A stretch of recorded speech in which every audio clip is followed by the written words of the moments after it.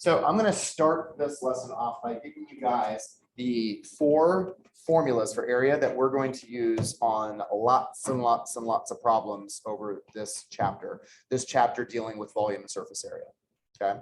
Now I'm starting with surface area because we obviously did the nets activity yesterday. When you break a 3-dimensional solid down into its 2-dimensional flat form, that's called a net, and that helps you find the area. Well, that's why we're jumping into surface area first. I think that volume formulas are much easier to do than surface area formulas, and that's why I'm starting with surface area. Get the hard part out of the way, and then it'll make the volume formula seem really easy when I give those to you here in a couple weeks. So let's talk about the area formula of a parallelogram. The area formula for a parallelogram is, and you probably already know this, whether you know it, whether you think you do or not, is base times height. Now, when I say parallelogram, I'm also referring to rectangles and squares. Rectangles and squares are in the parallelogram family. To be a parallelogram, you have to have 2 pairs of parallel and congruent sides. Now, who knows what the word congruent means? Yes, Carson.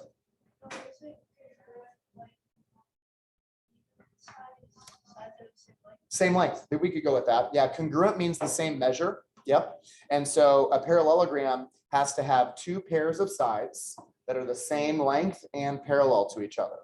Okay. And so rectangles actually fit that definition. Except what does a rectangle have that most parallelograms don't? What do they have, Jacoby? Right angles. Yeah, right angles. And then a square is in the rectangle family. It's also, because it's in the rectangle family, it's in the parallelogram family. And squares have right angles too, but they have all the sides being equal. That's not a requirement to be a parallelogram. So imagine this family of quadrilaterals, okay? Some of them are, like more specific than others. So if I said, give me a quadrilateral that has 2 pairs of parallel sides, you could give me a square that works. If I said, give me a quadrilateral that has 2 pairs of parallel sides and right angles, you couldn't give me a parallelogram anymore because it doesn't have the right angles. So they're more specific. Like saying that every male on this planet is a human. Would you agree with that statement? No. What if I said every human on this planet is male? Do you see how reversing that statement doesn't make any sense? Okay, so I got more specific. That's why. Every square is a rectangle, but not every rectangle is a square. Every square is a parallelogram, but not every parallelogram is a square. So I got more specific. So I'm just getting a more specific definition. Now, the reason that works is because when we talk about base and height, the base and height will always intersect at a right angle. Well, sometimes that's inside the shape.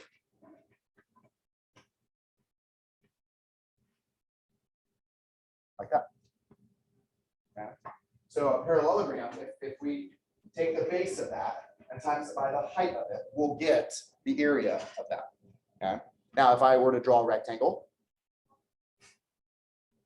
on a rectangle, the base and height meet on the outside edges with that right angle. So it's just the length that what some people call length and width, I call base and height, because length and width doesn't make sense when you're talking about a parallelogram, but base and height still does.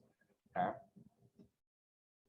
The triangle formula, so I'm not going to spend too much time going over stuff you guys already know. The triangle formula is what? Does anyone remember it?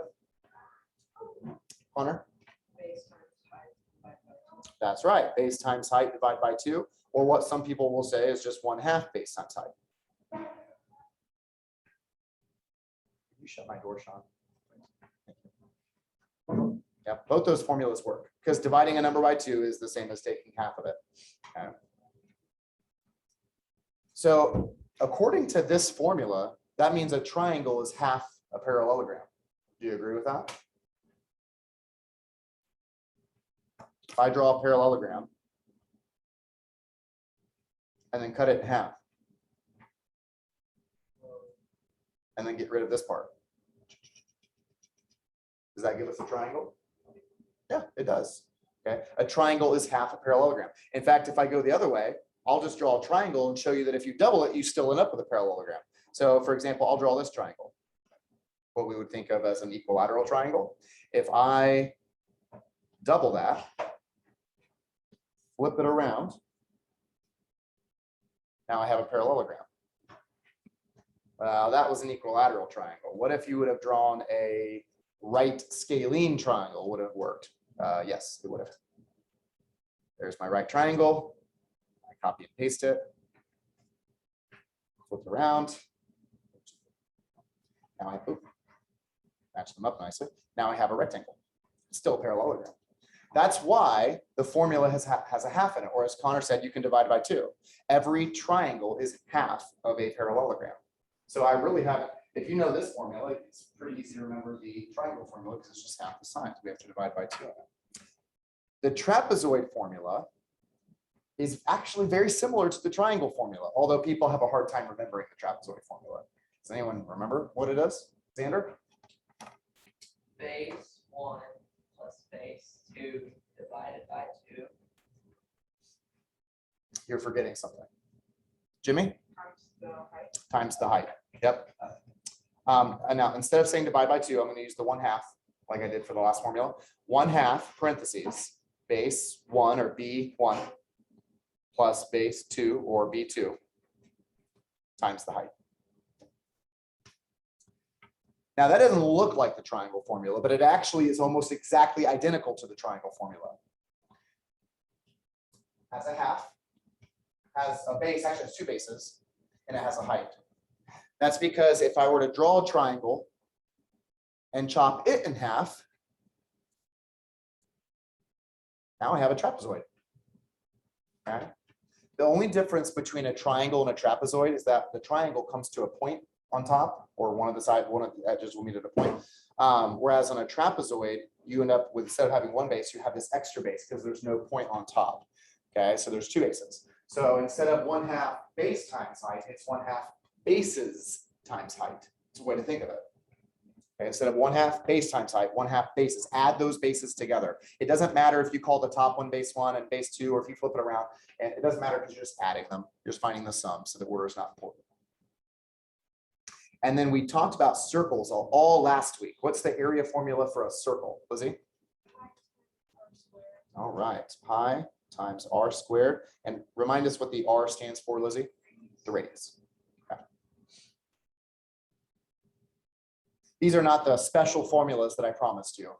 There are special formulas coming. In fact, 2 of them coming in this set of notes. But the special formulas that I'm going to give you, it kind of requires you to already know these formulas. Okay. Even the trapezoid one, because one of your homework questions tonight is going to be a trapezoidal prism. So we might have to look at one of those. Okay. I love formulas. They're like my favorite thing. Like, give me something, I'll just plug some numbers in and I'll plug and chug, right? That's what my teachers always said growing up, plug and chug. And maybe you don't like that, but if you have a formula and I have all the numbers to plug into that formula, it's pretty simple to do. Okay. The hard part is going to be memorizing the formula. So I know what it is. So maybe I should write it on top of my homework paper when I'm doing it. Always write it down, because the best way to memorize something is to write it down every time. So we're going into surface area.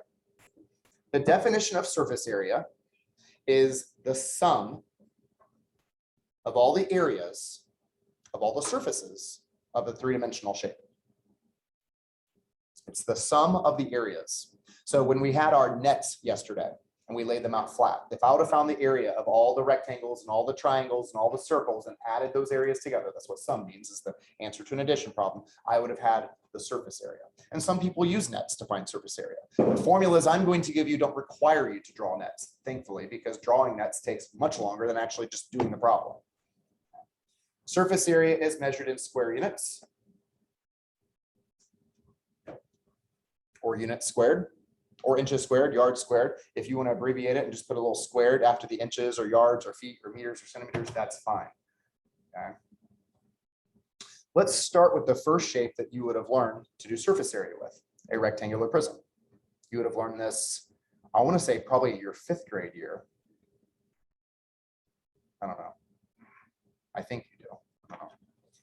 Anyways, Xander, I feel like I asked you this question yesterday, so I'm going to ask you again and see if you can remember. How many sides does a rectangular prism have? 6. Okay. Yeah, I think I got 5 from you yesterday, so I'm glad that you've learned from. Well, That.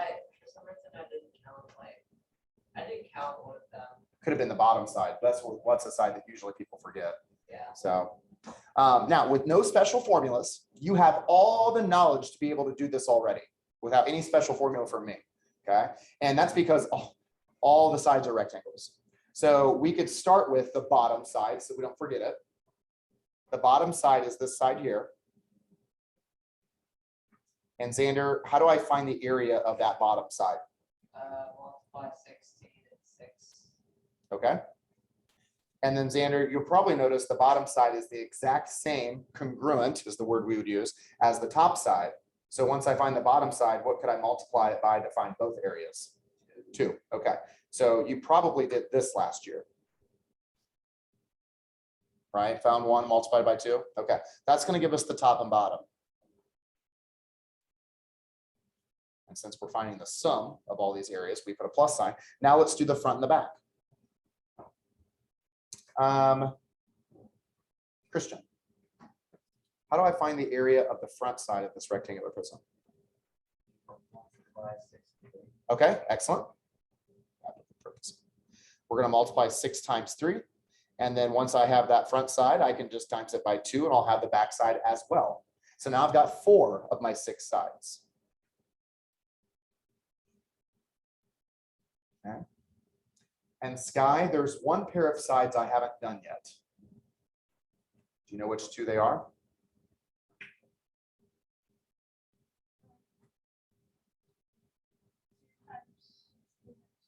That's right, the 16 by 3 sides.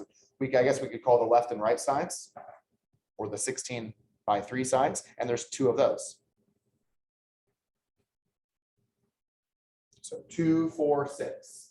That's 2, 4, 6. All 6 of my sides. All I have to do is multiply and then add these products together. Jace, what are you going to get for 16 times 6 times 2? Oh, by the way, Jace, I've noticed you probably didn't have a calculator on your desk, which is why I called on you. So let's have everybody get their calculators out because you're going to really want them today. I called on you specifically, but you were definitely not the only person that didn't have a calculator out. So go ahead, tell me what 16 or 2 times 16 times 6 is.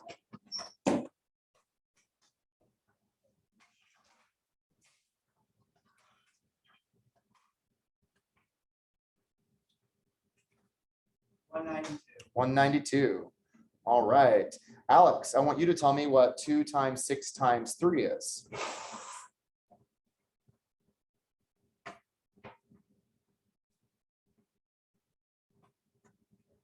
$36. Okay. And Julia, I want you to tell me what 2 times 16 times 3 is.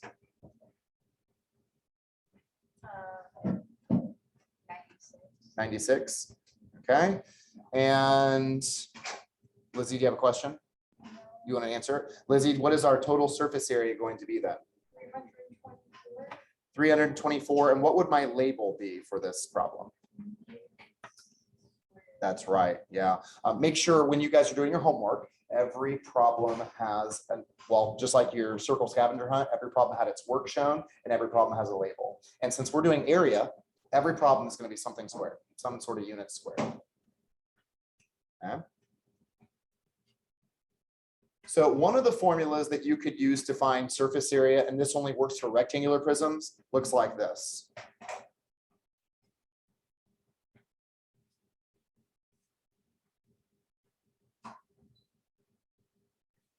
Two times the length and width plus 2 times the width and height times plus 2 times the length and height.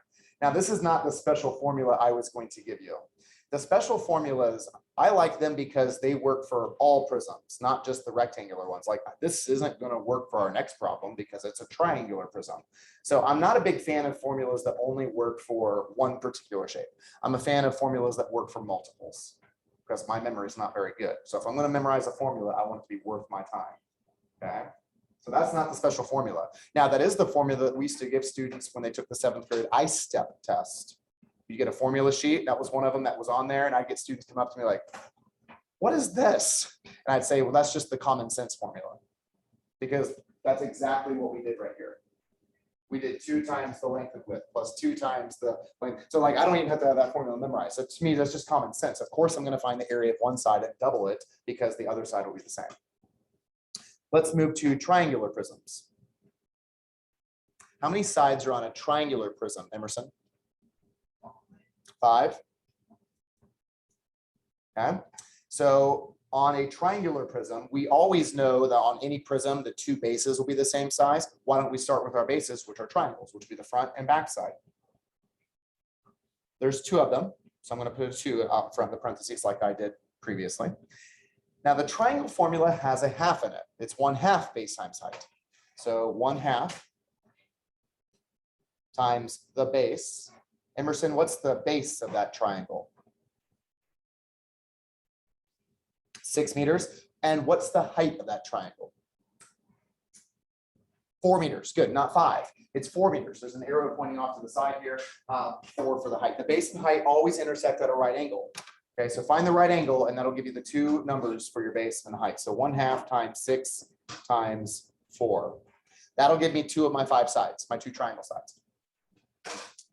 The rest of the sides are rectangles because we know in prisms, the lateral sides that wrap around the base are always rectangles. So it's a bunch of base and height, base and height, base and height. What I want you to do is I want you to, before we write anything down, tell me if any of these rectangles are going to be congruent before I just try to do them each individually. Maddox?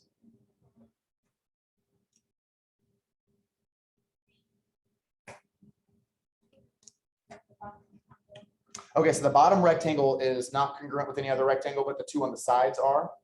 That's right. Okay. Now, the reason for that is because this triangle is an isosceles triangle. An isosceles triangle, you probably have heard this word before, has 2 sides that are the same. So all the rectangles have the same length of 7. All of them. The bottom one has a length of 7, the side ones have a length of 7. It's their widths that are all different. And so because this is an isosceles triangle, that means 2 of the sides of the triangle and therefore 2 of its lateral sides, lateral rectangles, will be the same. If it were an equilateral triangle, then we've really hit the jackpot because the 2 sides and the bottom one will all be the same, and you could just multiply it by 3. But as it is, since 2 of them are the same, we can multiply by 2. And the 2 that are the same, as mentioned, are the 5 by 7 rectangles.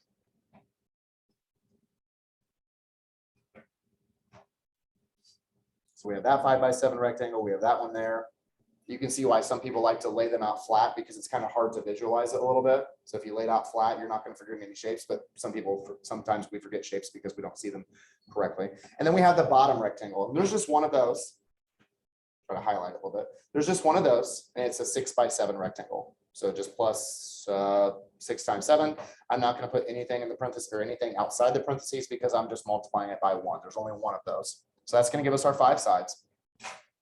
The nice thing about triangular prisms is the 2 and the 1/2 will always cancel each other out. Because what's 1/2 of 2? Jimmy? 1. Yeah. So I just have to do 6 times 4. And Jimmy, what's 6 times 4?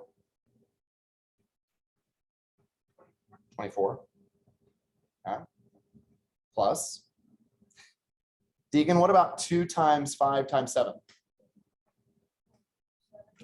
70. Now I'm curious, did you do 35 times 2 to get 70? What did you do to get 70? Yeah. We can do multiplication in any order. So even though I put the parentheses there, you can still do 2 times 5 is 10, 10 times 7 to get 70 versus doing 35 times 2. Not that that's too much more difficult. And then the last one, 6 times 7 is just 42. So what are we going to do, or what are we going to get when we add those together for our total surface area? Garrett, I'm going to have you do it.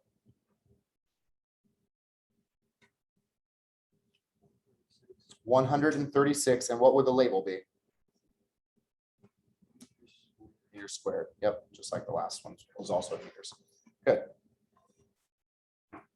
So far, the only formulas that I've needed to find those surface areas were the ones that I gave you. We've used the parallelogram formula because rectangles. And we've used the triangle formula on that last one. That's the only ones we've used so far. So I don't need any special formulas, and I'm not going to make you use the special formulas I'm about ready to give you. You don't have to use them.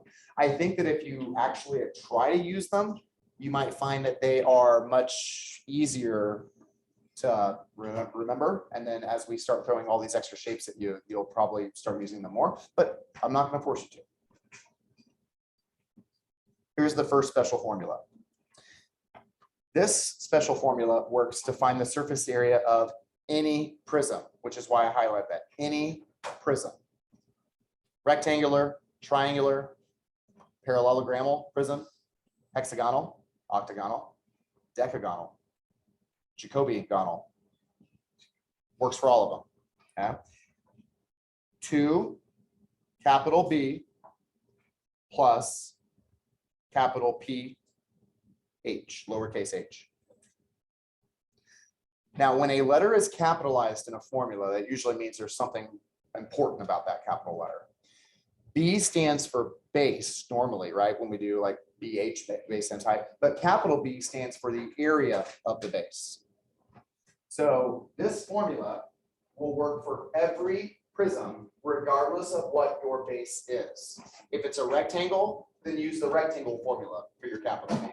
If it's a triangle, then use the triangle formula for your capital B. Think of capital B as being like a drop-down menu where you get to select whatever the shape of that base is, and then you plug in that formula. So if it's a triangle, I'll plug in 1/2 DH. If it's a rectangle, I'll plug in length times width, or base times height. Capital P stands for the perimeter of that base, and then H stands for height. So let me show you how this works on this particular one. Now, this is one that we already did. Okay, so actually we did it right here. I'm going to go ahead and copy this and paste it and then shrink it down, because if this formula doesn't give us the same answer, then it doesn't work. And I don't want us to be using a formula that doesn't work. So I'm just going to leave that off to the side. The answer is 324. Let's see if we can get that same answer from using this special formula. S equals surface area, capital S stands for surface area, 2 capital B plus capital P H. Now, my base has to be a rectangle here because this is a rectangular prism. But I have lots of different rectangles I could choose. Okay, so Chloe, I'm going to have you decide the base. Would you rather the front and back side be the base, the top and bottom side be the base, or the left and right side be the base? Left and right. All right. So that means our base is going to be right here. I've highlighted it for us. Okay, of course, prisms have 2 bases. So of course the left and the right would both be bases, but we just need one of them. All right. So my formula says I'll take a 2 and I'll times it by the area of that base. Capital B means the area of that base. So Chloe, how do I find the area of this rectangle? Okay. Yep, you're right. 3 times 16. Good. Plus, now we're going to find the perimeter of that base. Martin, remind us what perimeter means. Like the outside. Yes, that distance around the outside of it. So I've got 3 and 3 and 16 and 16. And so Martin, what do you get when you add those 4 sides of the rectangle together? 38. Good job.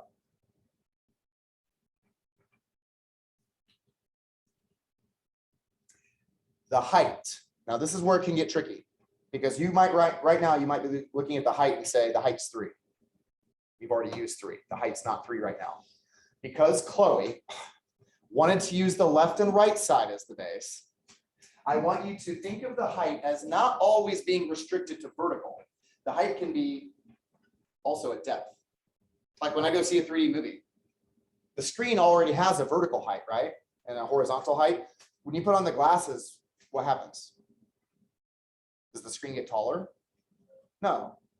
It looks like stuff is coming out, right? It's got a depth to it. And so the height can also be a depth question as well. So what I do is when I pick my base, and every time I get to the height, I want you to think, how far is that base away from the other base? So Chloe, since you picked the base to be the left and right side, how far is the right side away from the left side? How many meters away is it? 6. That's going to be my height. Okay, that's going to be my height.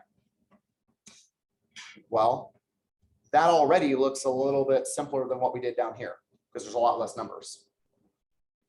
Jace, tell me what 2, well, never mind. Don't tell me. Okay.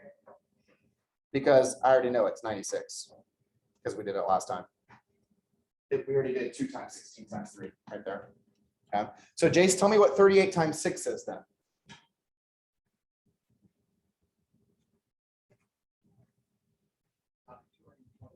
222. Okay, and Seth, I want you to add 222 with 96. Not 222. What is it? 228? Oh, yeah, 228. Sure, yeah. That's what I got. Mhm. Sure. Okay. Thank you, Sky. Seth, add 96 with 228. Oh, nice. So we get the same answer. Now, not to put Chloe on the spot any more than what she already has been, but how many of you would have said the left and right side for your 2 bases?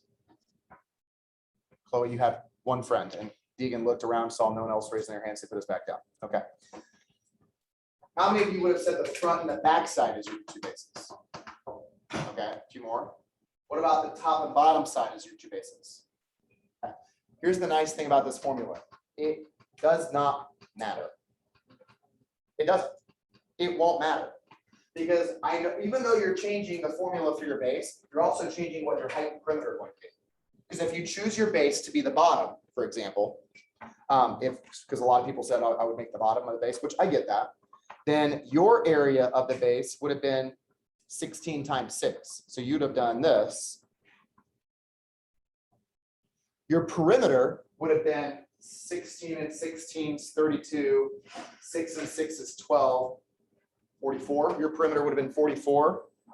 And then your height would have actually been the vertical height because that's the distance from the bottom to the top, which is 3. And 44 times 3 is 132, I think. And 12 times 16 times, or 2 times 16 times 6 is 192. And 192 and 132, isn't that 324? See, it doesn't matter. Yes. Yes, yes. So whatever side you chose to be your base, you have to find the area of that base and then also the perimeter of that same base. Yeah, so once you've decided what your base is going to be, it's permanent for the whole problem as you're working through this formula. Okay. Otherwise, you would get a different answer. We don't want that. Okay. Let's look at the next one. It's a triangular prism.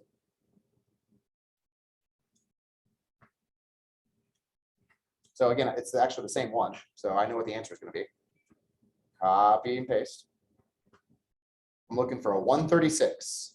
See if this special formula, because I had to use, I mean, I didn't really even use a formula, I just used common sense, but I didn't have a formula for triangular prisms. When the old 7th graders that are now graduated from high school, when they took the I-step test and they got the formula sheet on the I-step test, there wasn't one that said triangle formulas or triangular prism formula. So they wouldn't even have a formula. They just have to use common sense. But this formula says works for any prism, even the weird ones. So S equals 2 capital B plus capital P H. Now I told you that your base on the last problem had to be a rectangle. That's because it was a rectangular prism. This being a triangle, the base has to be a triangular prism. So if you were thinking I'll make the bottom my base, you can't do that. The base, to be qualified as a base, it doesn't mean bottom, although that's probably what you've been taught. Base does not mean bottom. Of a prism, at least for the base, you have to have a parallel partner side. It's kind of a tongue twister. A parallel partner side, okay, that's also the same size. Well, on a triangular prism, you don't have any parallel partner sides that are the same size, except for the 2 triangles on the front and back. Now, even though these rectangles are the same size, we already mentioned that, they're not parallel to each other, so they do not qualify as bases. So I have no choice but to make this my base. And just like before, it's going to be 2 parentheses, 1/2 times, I think Emerson gave us this one, 6 times 4. That part didn't really change from what we did previously. What's going to change is we're going to find the perimeter of that triangle. Sean, what is the perimeter of this three-sided triangle?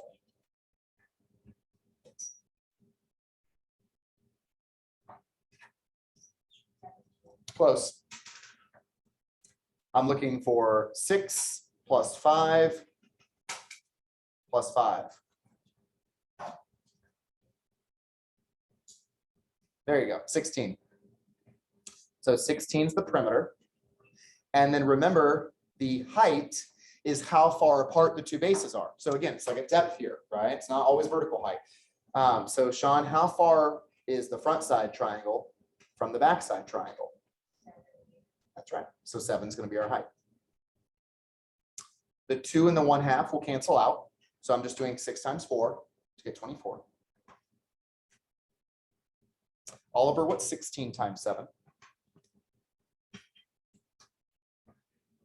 112. Go ahead and add 24 to that. Nice. 136 meters squared. The formulas do work. If I know how to use it, it'll work. And if you actually want to get better at using it, try applying them on tonight's homework. Okay. Questions? I have a question. Why does it work? And why does it work for any prism? Like, why does one formula get away with working for all the prisms? Xander? Because every base or every prism has a base. That's true. Actually, I have 2 of them, right? But why perimeter? Like, I get this part. This part I did right there. That's just the same, isn't it? So 96. We got the 96 when we did that part right there. That's the same. So why perimeter? That's weird. That didn't show up last time. Lizzie? Because someone hacked math. Someone hacked math. No, they didn't. Well, maybe this will help. And I would draw it on the board, but the people watching wouldn't be able to see it. So I'm going to have to move something out of the way. Okay.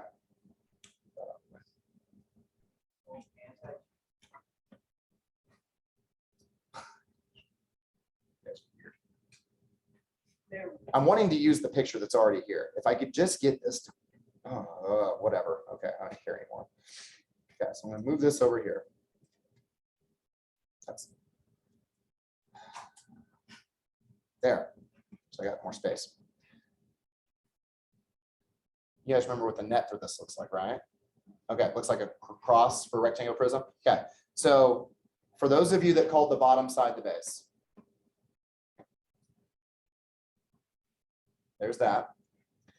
If I unfold the right side down, there's that. That doesn't look really nice. That's a little bit better. Or is it the same? I don't know. Okay. If I unfold the left side,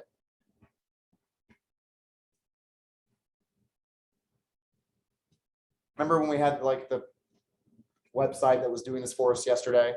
I'm not as good as the website. Okay. If we unfold the front side, if we unfold the back side, well, that's only 5 sides. What side have I forgotten? The top side. I can actually attach the top side wherever I want to. I'll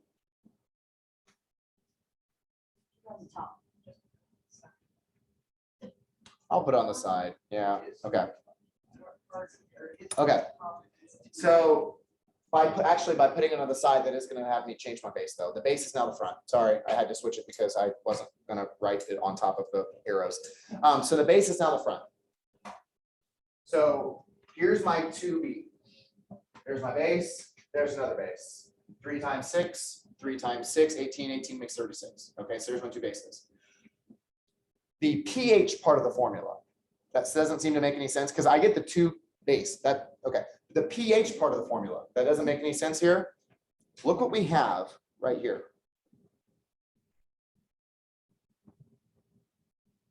What is that? What is that, Xander? A big rectangle. It's just a big rectangle. Yeah, it looks like a parallelogram. That's your perspective. Those are actually right angles. This is a rectangle, which is a parallelogram. It's just a big rectangle. The length of the rectangle is actually equal to this side plus this side, which was that chunk there, plus this side, which is that chunk there, and this side, which was actually this chunk here. Well, if I add the four sides of the rectangle together, that makes my perimeter, doesn't it? So the length of the rectangle, we'll just call it capital P. So if the front side is my base and the back side is my other base, what do we call the distance between the two bases? The height, and the height should be 16. It's the height, obviously, right? That's where that formula comes from. Here, I'll just get rid of 16. When you lay the lateral sides down and you attach them together, it just makes, as Xander said, one large rectangle. So the pH part of the formula is the length and then the width of that really, really big rectangle. And it works for triangular prisms too. If I unfold this side down, and if I unfold that side down of my tent, I wouldn't have a roof anymore, okay? But I'd have a really long rectangle. And so the pH part is always my rectangle, because on prisms, the lateral sides are always rectangles. And if you piece them together, they always have the same width or height, but the length of that really long rectangle is always going to be the distance around your base. That's why we need the perimeter. Okay, so one formula works for any prism. Did I just confuse you more than I helped you? No? Okay. Some of you are like, thank you for that. Some of you are like, that just didn't help. Okay. So let's talk about a cylinder, and we'll finish with a cylinder. We'll do one example of a cylinder, and then you guys can go, and we'll come back on Monday and we'll finish this up together, because there's some more practice, more shapes I want to practice using these special formulas a bit more. Yeah, Jace? So the big idea is to go on Tuesday, right? Yes. Very cool. When did you think it was due? Well, I just wanted to make sure. Yeah. And so Monday, I'm not giving you any homework. Where I told you we're just going to finish this up and then you can work on the homework. Okay. So cylinder. Cylinder has three sides. Has two circle sides and it has a rectangle side that's curved. So to find the area, again, I'm not using any special formula, just using common sense here. To find the area of my two circles, I do pi times the radius squared. And I times it by 2 because there's 2 of them. And then that long curvy rectangle, like if I'm unrolling a paper towel. I forget who it was. Someone told me how to find the length of this rectangle yesterday. Beth, you remember what is it? How do I find the length of that rectangle? Because I know it's 9. I know it's 9, right? Tall. But how do I find the length of it?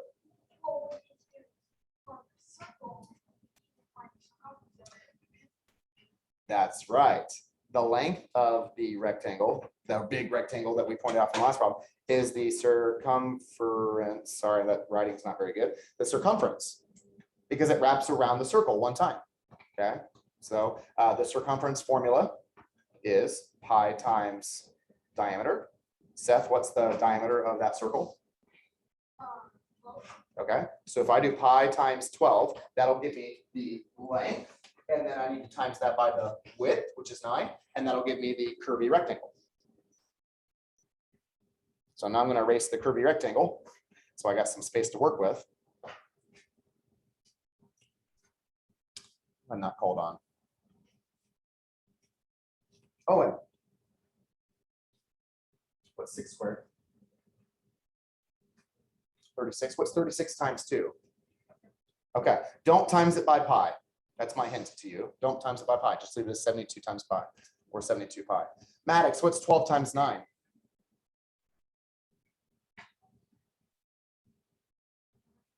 108.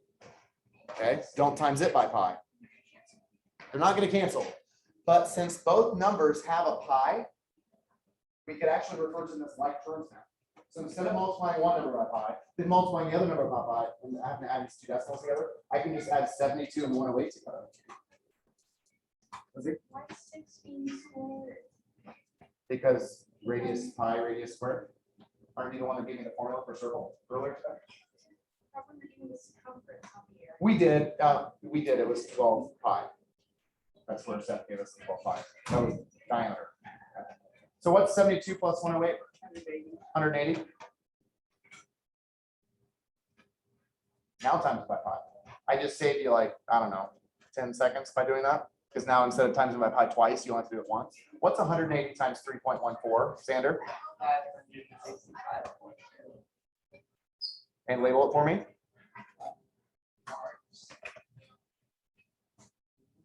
Squared. Area squared, right? Okay. We'll talk about the special formula with cylinders on Monday, but now you have an example of how to do every single problem on your homework. So you can get a great head start on it. And then again, we're going to finish these notes Monday and I'll give you more time to work. Have a great weekend. And I know it's not up here, but don't forget about yesterday's IXL, the next IXL from 8th grade. I want to say it's U.2. Is that right? 8th grade U.2 IXL? Yeah. That's due Monday. Well, hold on, let's do this. It's wanting you to write your answer in terms of pi. And same thing we did there. Write your answer in terms of pi. I thought that's a different one. So what they did is they took this problem, which looks very similar, actually same color, and they just made a net. Now, it's not the same net that you would cut out if you did the cylinder yesterday, because it's a really, really tiny rectangle. And I didn't get one like that. Actually, it was very hard to cut out. But it's still the same thing. This curvy rectangle is made up flat. And then two circles. So And then whatever I get for something before I type it like that. yeah, so if it was this problem, you would have put the 180 in that box.